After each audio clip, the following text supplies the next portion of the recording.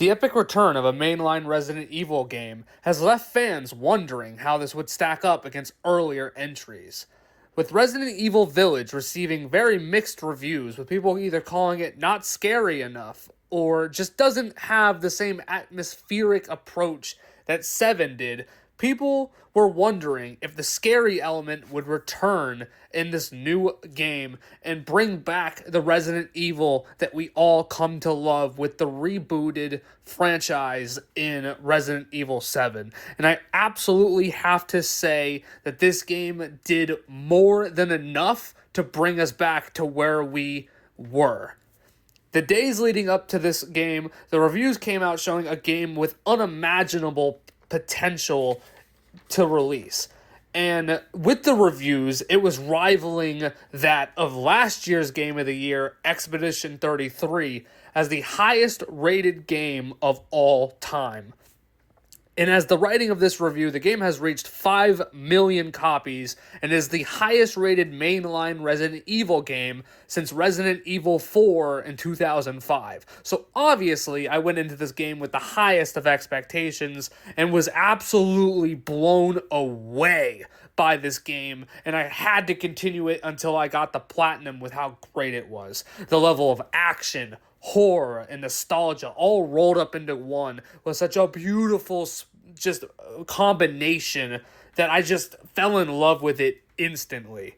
With the 2 distinct playable characters, it has a little bit for everyone. Grace is such an amazing and relatable addition to the RE family. Her horror elements are so much better than that of Ethan in Resident Evil 7, which I didn't think was possible.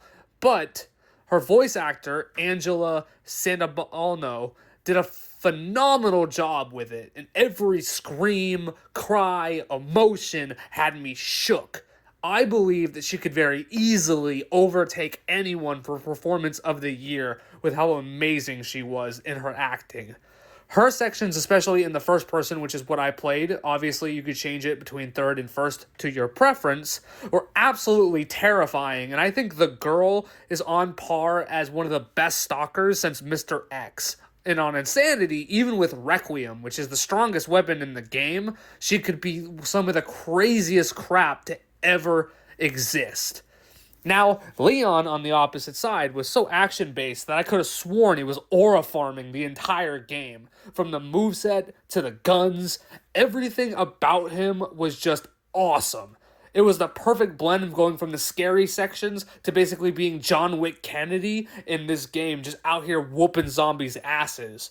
The story also did not take a hit from the gameplay and had me invested pretty much the entire game, with the amazing plot twists and with certain other elements in it that just kept me so enthralled in the experience. And as a long-term fan of the Resident Evil franchise, I have to say I was 100% impressed with the amount of love that was put into this game. The locations were some of the best in any Resident Evil game I've played, and revisiting Raccoon City after all this time was just so much fun and nostalgic and really tugged at my heartstrings.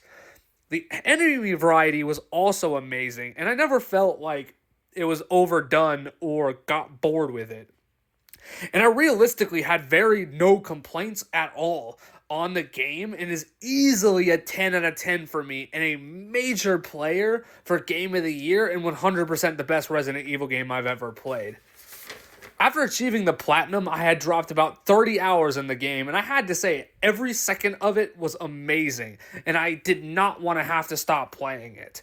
So, with all these reviews, you might be wondering, is the game worth picking up? And I gotta 100% say, it's absolutely worth it. This is the kind of game that you should buy at full price, support the developers, let Capcom know we want more of this. If you have any interest in Resident Evil in the slightest, you need to pick up this game. And I cannot wait to see what Capcom has in store for us in the next entry, whether it be mainline or remake. They're going to blow it out of the park because of how awesome this game was. If you enjoyed this review and you want to watch more like it, make sure you hit that follow button, the subscribe button. I want to see your thoughts. What do you guys think of this game? Do you think it's Game of the Year? And I will see you guys all in the next recording.